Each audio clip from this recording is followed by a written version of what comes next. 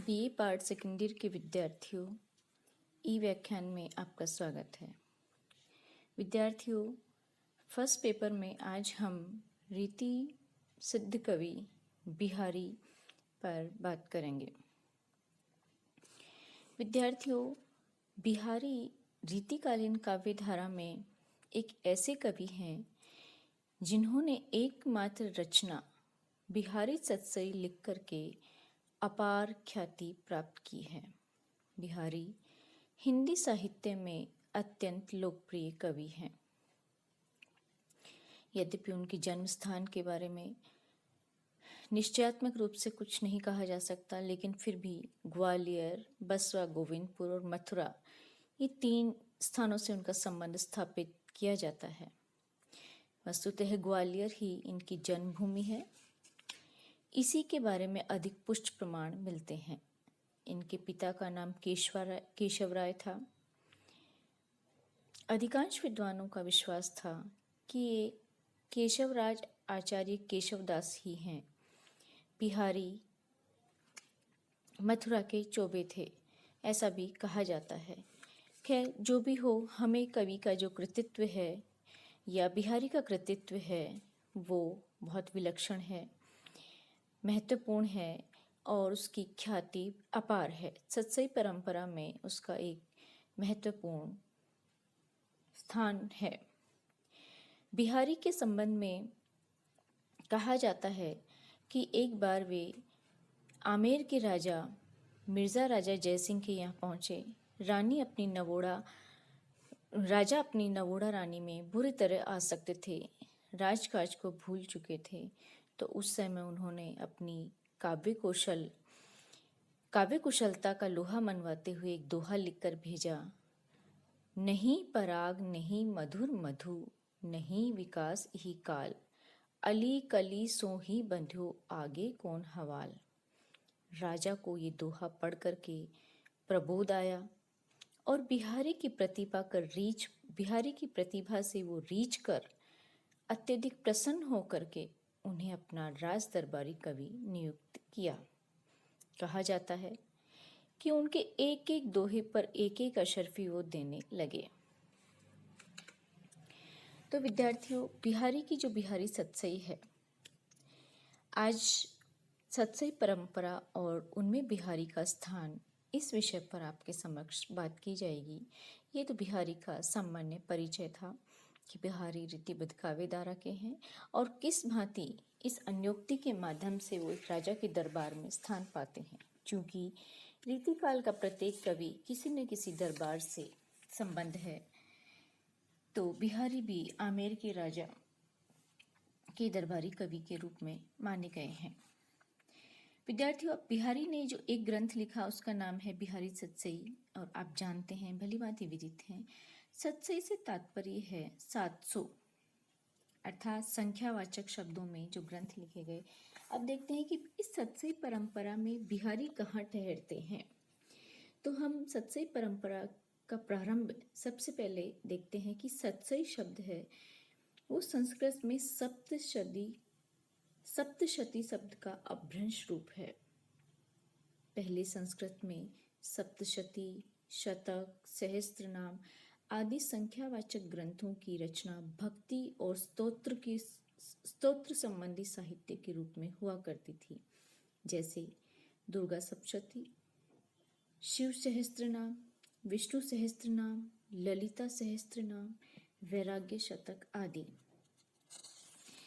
फिर जब से भारत में आभीर जातियों का प्रविष्ट हुआ और आभीरों की स्वच्छंद और ऐहिकता मूलक जीवन का प्रभाव भारतीय जनजीवन पर भी पड़ा, तो यहाँ की जो भारतीय जन है वो भी मोक्ष और परलोक की चिंता को छोड़ करके वो भी ऐहिक जीवन की ओर आकृष्ट हुए और भक्ति परक और मुक्ति संबंध साहित्य की रचना न करके वे साधारण जीवन में व्याप्त प्रेम भावनाओं, श्रृंगार संबंधी चेष्टाओं और दैनिक हास परिहासपूर्ण क्रिया व्यापारों का वर्णन करने लगे।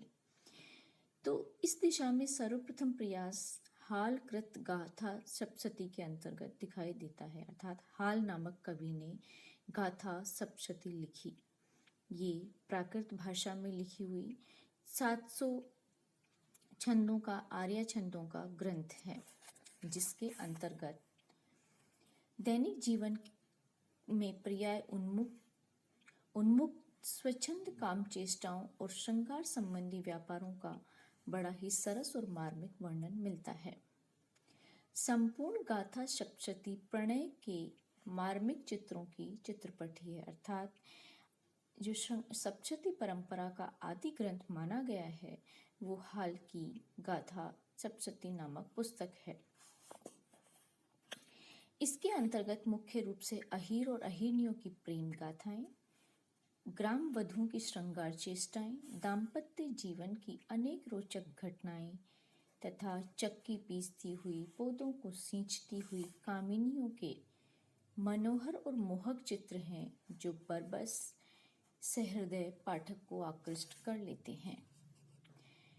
गाथा सप्तशती के उपरांत इस सत्सई साहित्य की परंपरा के अंतर्गत भर्तृकृत श्रृंगार शतक आता है।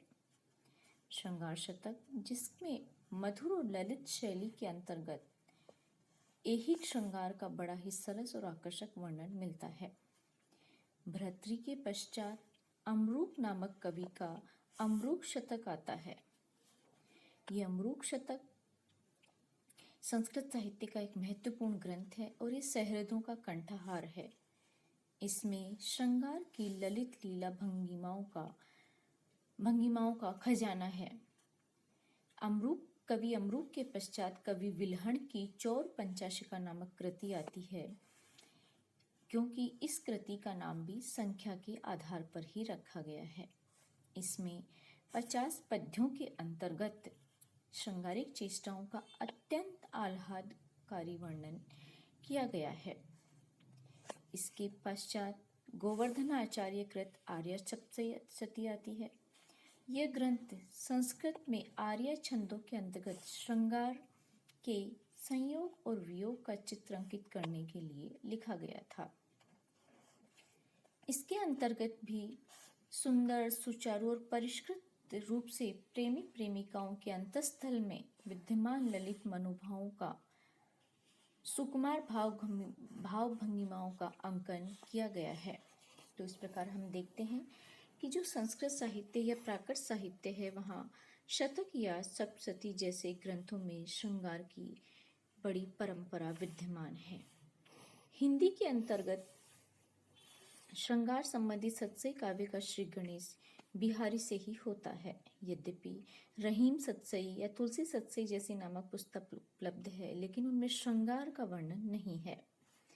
बिहारी की जो सत्सई है वो उसके अंतर्गत नीति, ज्योतिषी, गणित, भक्ति, दर्शन, राजनीति, वैदिक आदि विविध भावों का समावेश मिलता है, लेकिन उसमें प्राधान्य नीति और श्रृंगार का ही है। भक्ति भी हमें दिखाई दे जाती है। बिहारी सत्सई के उपरांत मतीराम सत्सई भी मिलती है, जिसके दोहे बिहारी के समान ही सरस और आकर्षक हैं, जिसमें श्रृंगार संबंधी विविध चेष्टाओं, प्रेम व्यापारों, नक्षिक आदि का मर्मस्पर्शी वर्णन मिलता है, परंतु इस पर बिहारी का स्पष्ट प्रभाव परिलक्षित होता है। मतीराम के बाद कवि वृंदकृत वृंद सत्सई भी हमें मिलती है, किंतु इसमें नीति परक 700 दोहे हैं। ये श्रृंगार संबंधित सत्सई परंपरा के अंतर्गत नहीं आती, यद्यपि सत्सई परंपरा में है, लेकिन इसका जो भाव है, इसका कथ्य है, वो श्रृंगार न होकर के नीति है। इसके पश्चात रसनिधिकृत रतन हजारा या रसनिधि सत्सई भी आती है। इस ग्रंथ में भी श्रृंगार संबंधी चेष्टाओं, व्यापारों, मानवीय क्रीड़ाओं आदि के वर्णन परिपूर्णता से प्राप्त होते हैं, लेकिन ये ग्रंथ भी बिहारी सत्सई के पूर्णतया अनुकरण पर ही रचा हुआ है। यहाँ तक कि कहीं कहीं तो इसमें बिहारी के वाक्य ज्यों के त्यों मिल जाते हैं। तदुपरांत राम सहायकृत राम सत्सई भी प्राप्त होती है, जिसमें श्रृंगार के संयोग और वियोग दोनों के वर्णन मिलते हैं। नक्षिक और रूप सौंदर्य का भी सजीव वर्णन मिलता है, लेकिन ये सभी ग्रंथ बिहारी की सत्सई से पूर्णतया प्रभावित हैं। इसका तात्पर्य यह है कि बिहारी की सत्सई अपार लोकप्रियता प्राप्त कर चुकी थी और उसने इन सभी कवियों को अनुकरण करने के लिए बाध्य कर दिया था। इसके उपरांत विक्रम सत्सई भी आती है। विक्रम चरखारी नरेश विक्रमादित्य हैं और श्रृंगार का ही इसमें वर्णन किया गया है, यद्यपि बीच बीच में शांत रस का वर्णन भी मिलता है। उनका श्रृंगार वर्णन सरसता और मार्मिकता की दृष्टि से बिहारी से किसी भांति भी कम नहीं है, लेकिन ये भी बिहारी के अनुकरण पर ही लिखा गया है। अब हम देखते हैं कि आधुनिक युग में भी कुछ ऐसे संख्या संबंधी ग्रंथ लिखे हुए हैं, जिसमें जगन्नाथ दास रत्नाकर उद्धव शतक है, जो आपके सिलेबस में विद्यमान है अभी। वियोग हरिकृत वीर सत्सई भी है, सत्सई परंपरा के अंतर्गत आने वाले ग्रंथ है। अब उद्धव शतक तो भक्ति भावना को लेकर के रचा गया ग्रंथ है और वीर सत्सई में आधुनिक वीरों का वर्णन किया गया है। अतः ये दोनों ही ग्रंथ श्रृंगार की धारा से भिन्न है। तो विद्यार्थियों, ये सत्सई परंपरा थी संस्कृत और हिंदी की। अब देखते हैं कि बिहारी में किस प्रकार से महत्वपूर्ण है।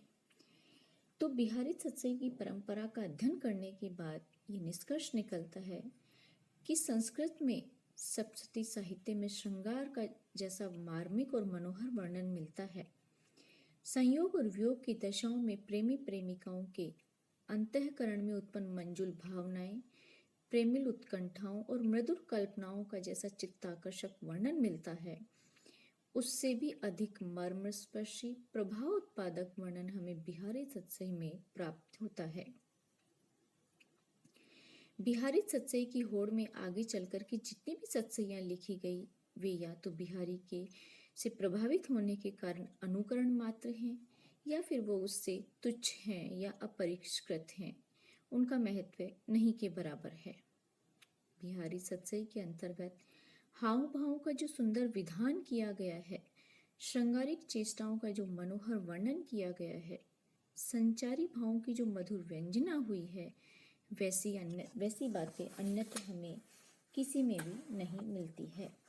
बिहारी के दोहों के लिए तो कहा ही गया है, सत्सैया के दोहरे जो नाविक के तीर, देखन में छोटे लगे घाव करे गंभीर।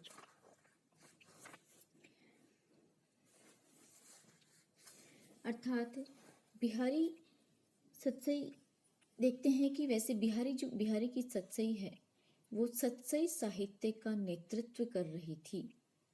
ये रचना पूरी सत्सई परंपरा में एक विशिष्ट स्थान रखती है, मानो नेतृत्व कर रही है सत्सई परंपरा के साहित्य का। वह श्रृंगार रस के सरस वर्णन, भाव के मार्मिक चित्रण, अलंकारों के प्रभाव उत्पादक निरूपण, स्वभाव के मनोमुग्धहारी चित्रण और जीवन व्यापी अनुभवों का विवेचन से ओतप्रोत होने के कारण सत्सई संपूर्ण सत्सई साहित्य का श्रृंगार है। निसंदेह है बिहारी सत्सई में श्रृंगार रस का सागर लहलहा रहा है। उसमें मानव मनोवृत्तियों के सहज सुकुमार चित्र अंकित हैं। सरस और प्रांजल भाषा में मंजुल भावों की कल्पना को साकार रूप दिया गया है, किंतु इससे भी अधिक बिहारी सत्सई में तत्कालीन जनजीवन का जीता जागता चित्र उपस्थित किया गया है। तो इस प्रकार हम देखते हैं कि बिहारी सत्सई संपूर्ण सत्सई साहित्य में अत्यंत गौरवपूर्ण स्थान को प्राप्त है ये कृति बिहारी की, और इसकी प्रेरणा को लेकर के कई कवियों ने बिहारी सत्सई नामक ग्रंथ उन्होंने लिखे। प्रामाणिक रूप से इस सत्सई में 713 दोहों का निर्माण किया गया है, और ये 713 दोहे मानो इस सत्सई में रत्नों के समान हैं, जिन्हें कवि ने निखार करके इस सत्सई माला में जोड़ा है। वैसे बिहारी ध्वनिवादी कवि हैं और उनकी इस कारीगरी में उन्होंने हाथी दांत पर खुदे हुए बेल बूटों के समान इस पर रचनाकारी की है, जो सभी को आकर्षित कर लेती है। बिहारी का पांडित्य और भावुकता का इसमें नाद सौंदर्य का, पद लालित्य का, प्रकृति चित्रण का बड़ा मार्मिक और हृदय स्पर्शी वर्णन इसमें मिलता है। तो विद्यार्थियों, इस प्रकार से हम देखते हैं कि बिहारी सतसई एक महत्वपूर्ण और गौरवपूर्ण स्थान प्राप्त है उसको हिंदी साहित्य में, और बिहारी की लोकप्रियता का साहित्य में उनको स्थान दिलाने की अधिकारिणी एकमात्र उनकी रची हुई यही कृति है। धन्यवाद।